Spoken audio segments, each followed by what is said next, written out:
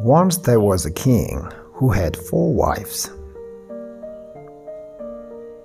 He loved all his wives, but the 4th wife was the one that he adored the most.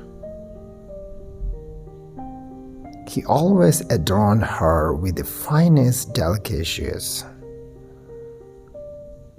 He provided her with the best things.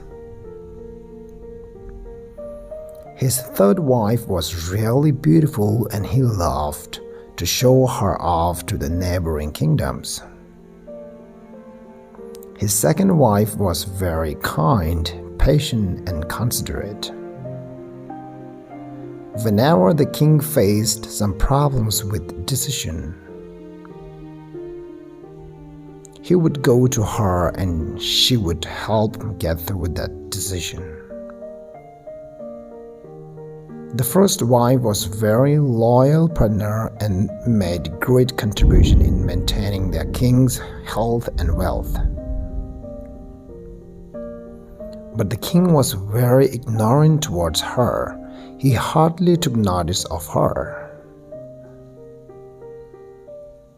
One day, the king fell ill and he knew he was going to die soon. He wondered, "I now have 4 wives with me, but when I die, I'll be alone." He called his 4th wife and asked, "I love you most. When I die, will you follow me to keep me company?"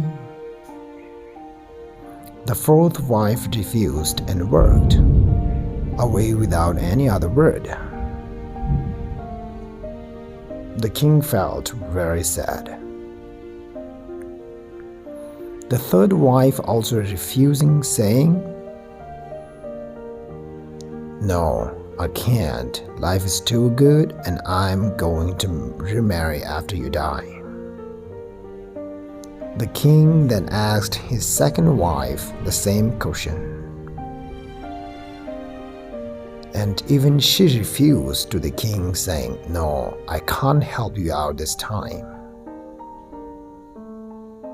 The king was devastated. Then a voice came from outside, "I will go with you no matter where you go."